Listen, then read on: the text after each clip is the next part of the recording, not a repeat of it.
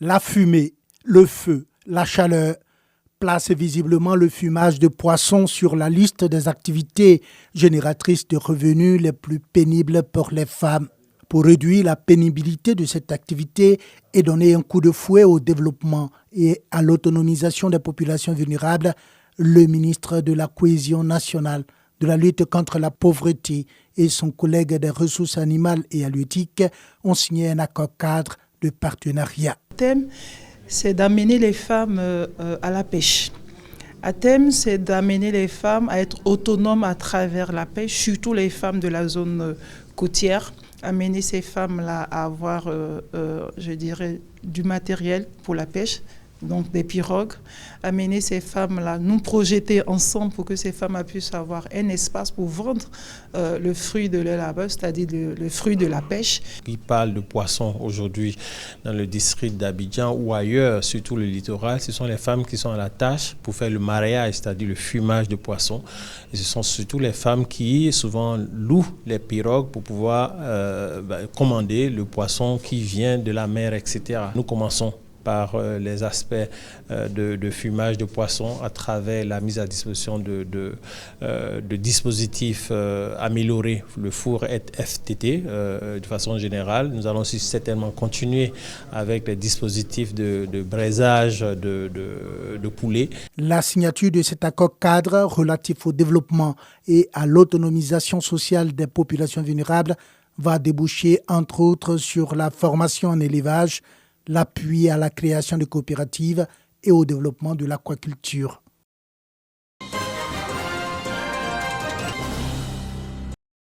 Comment accueillir et préparer tous les enfants issus de l'école primaire à une entrée réussie dans la vie active dès l'âge de 16 ans? Ils pourront entreprendre une formation professionnelle ou poursuivre les études secondaires au lycée. C'est tout le sens de ces assises entre acteurs du système éducatif à Grand-Bassam. Des documents stratégiques nécessaires à la conduite et la mise en œuvre d'un processus de réforme attendent d'être validés. Ce sont des documents par lesquels il faut commencer pour que les programmes qui seront écrits après aient une cohérence non seulement vis-à-vis des finalités définies par le politique, mais aussi des besoins de la société du moment qui puisse s'adapter à l'évolution technologique continue que nous observons. Ces deux documents sont fondamentaux pour l'opérationnalisation de la réforme curriculaire.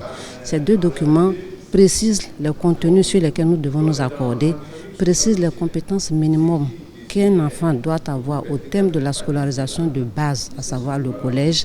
Et donc ces documents-là vont nous aider à revisiter nos contenus d'enseignement, à les adapter aux compétences nouvelles. Des initiatives soutenues par l'État de Côte d'Ivoire. L'État de Côte d'Ivoire, depuis 2015, a pris une loi portant scolarisation obligatoire.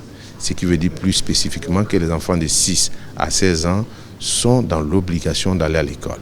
Et à la fin de cette scolarisation obligatoire, les apprenants outillés à pouvoir s'insérer sur le plan socio-professionnel s'ils ne veulent pas continuer au lycée ou dans un établissement d'enseignement professionnel. Ces rencontres scientifiques visent à opérer des réformes nécessaires pour faire de la politique du collège de proximité une réalité avec la prise en compte des exigences du XXIe siècle.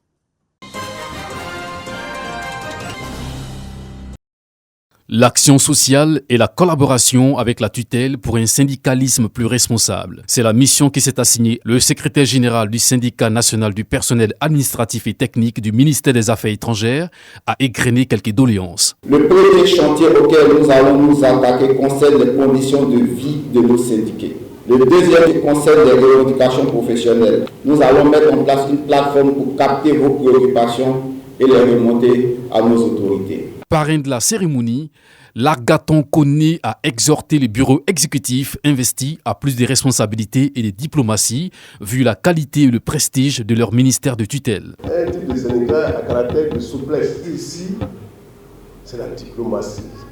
Ici, c'est la finesse. Ici, c'est la souplesse.